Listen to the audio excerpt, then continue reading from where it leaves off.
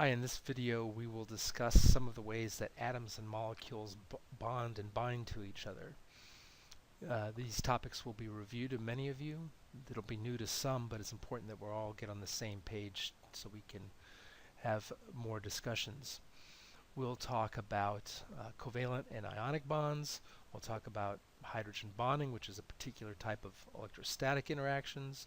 We'll talk about hydrophobic effects, which is one way that molecules will separate and organize. And we'll sort of drive it home with two rules of thumb, which we'll talk about over and over in this course. One about electrostatics, opposite charges attract and like charges repel. And the hydrophobic effect, which is basically saying that oil and water don't mix. To start the discussion, we want to talk about how atoms can be held together either by covalent bonds or ionic bonds. In the first case, they share electrons. In the second case, they will transfer electrons to each other. On this slide, we have very simple schematics of covalent bonding on the left and ionic bonding on the right. The trick is, how do you get two positively charged nuclei to be close to each other? Again, because like charges repel. In the sharing of electrons, you have an excess of electron density in between the two positive charges. So as before you have a spherical distribution, now you will have a distribution of the electrons which are concentrated between the two positively charged nuclei, and that's a stable electrostatic configuration, and that is what we think of as a covalent bond. In the other case, you have the transfer of an electron from one atom to another. Now you have a positively charged atom interacting with a negatively charged atom, and again, this is an ionic bond. This is an attraction between the two, and they will be in close proximity. Now, a prototypical ionic bond is one seen between sodium and chlorine. Sodium atoms will donate one of their electrons to chlorine. This gives both ions complete outer valence shells, 8 electrons in the outer valence shell, which is a stable atomic configuration. And now sodium and chloride ions can interact with each other. They can, in the absence of solvent, they can form regular grids, which are visible here as salt crystals when being evaporated. On this slide, we'll talk about some of the strengths of interactions of molecules and energy content in general. We'll start by pointing out that a carbon-carbon bond, single bond, is about 83 kilocalories at room temperature, and compare that to the average thermal energy available at room temperature, kT, which is about 0.6 kcals. So you can see that at room temperature, it's extremely unlikely that a carbon-carbon bond would ever break due to just average thermal motion. Non-covalent bonds in water, like hydrogen bonds, can be from 1 to a few, 2 or 3 kilocalories, and and average thermal motions are large enough to disrupt those on occasion. When we hydrolyze a molecule of ATP in the cell, we'll get to about 11 to 12 kilocalories per mole from that, versus approximately 673 kilocalories for the complete oxidation of glucose. On this slide, we see the elemental composition of human bodies in red, and that we're comprised primarily of 4 atoms: hydrogen, carbon, oxygen, and nitrogen, with many other atoms contributing small amounts. With covalent bonding, there's some different properties between single and double bonds. Single bonds, you're free to rotate around. Double bonds are stronger, but they are constrained. You will not get rotation around this double bond, and these atoms will all be confined in a plane.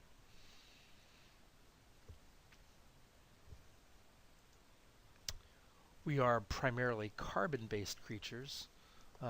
As you can see, our hydrocarbon, carbon is tetravalent. It's in this case bonded to 2 other carbons and 2 hydrogens.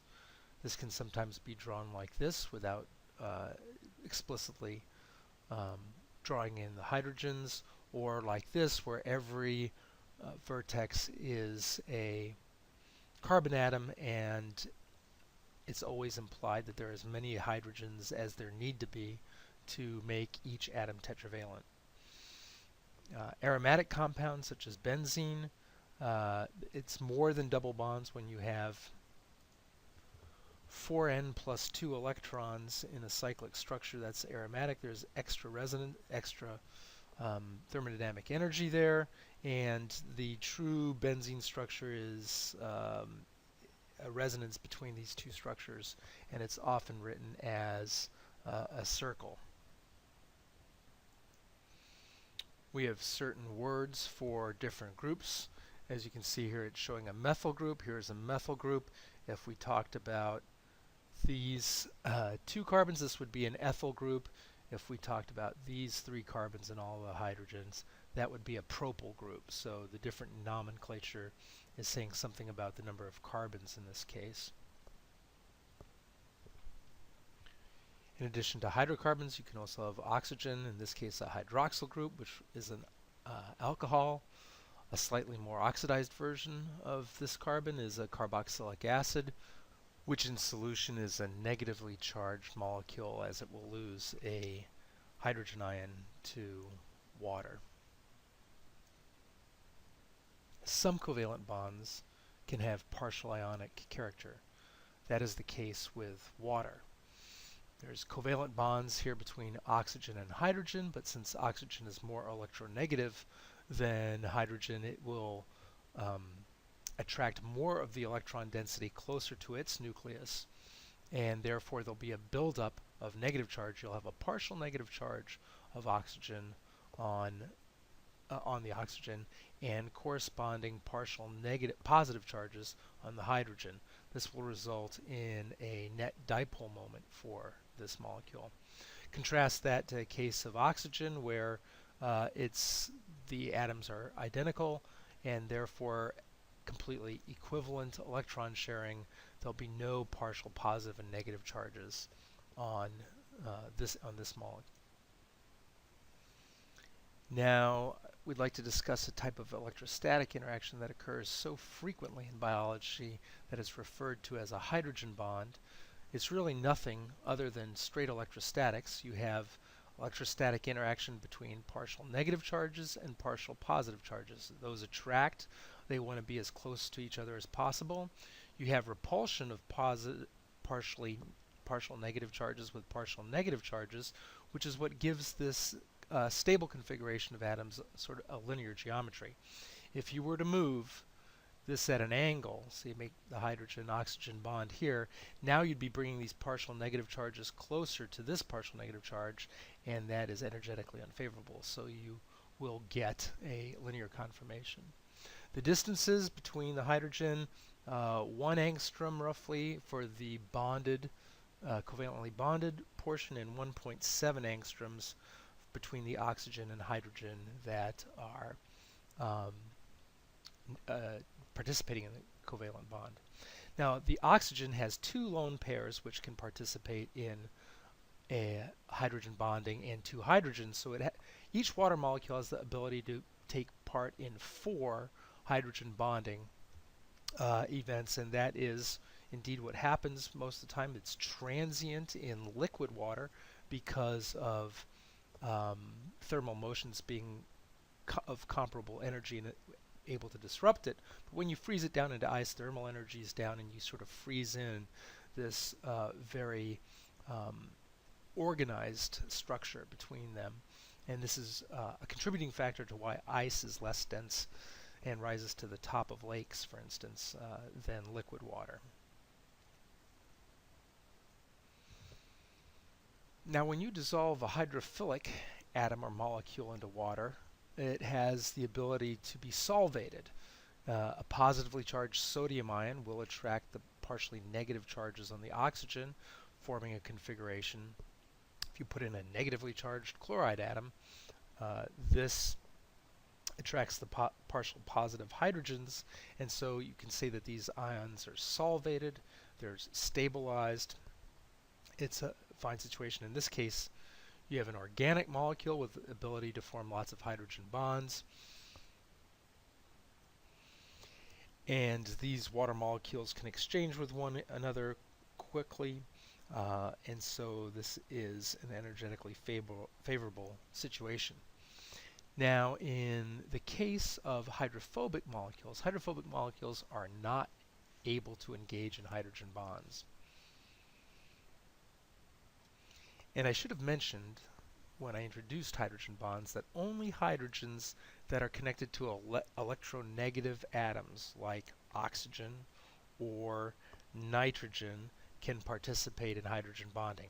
Hydrogens bonded to carbons cannot participate in hydrogen bonding because there is no great electronegativity difference between the hydrogen atom and the carbon atom, and so you won't have the partial positive and negative charges on the two atoms, and you won't have then the ability to form these electrostatic interactions. Since hydrophobic molecules are not able to participate in hydrogen bonds, what you have is water molecules nearby which are not making bonds which they want, and you're also not able to rotate around freely. So this is an unfavorable energetic interface, and one that thermodynamically will be minimized. And we see an example of that here. We have two hydrophobic methyl groups which have energetically unfavorable interfaces with a large amount of solvent. By clustering these two methyl groups together, you're minimizing, in essence, the surface area of these molecules, and so you're minimizing the energy of the system. Although it's primarily an entropic consideration, because here you're straining many water molecules, whereas in here there are fewer water molecules that have their conformations restrained. Hydrogen bonding plays huge roles in the shape of proteins and nucleic acids. In this case, we have hydrogen bonding between backbone atoms of perhaps an alpha helix. We'll see examples of this in future lectures. And of two base pairs, nucleic acid base pairs, a C and a G, interacting with each other through a number of hydrogen bonds. So when proteins bind to each other with their convoluted shapes, what they're doing are they have complementary shapes and charge patterns. Here you can see electrostatic interactions between the two. There are also regions of the protein that are neither positively or negatively charged, complementary on the other binding partner, and these can engage in hydrophobic patches or interactions, and those will contribute to the interactions of biomolecules with each other.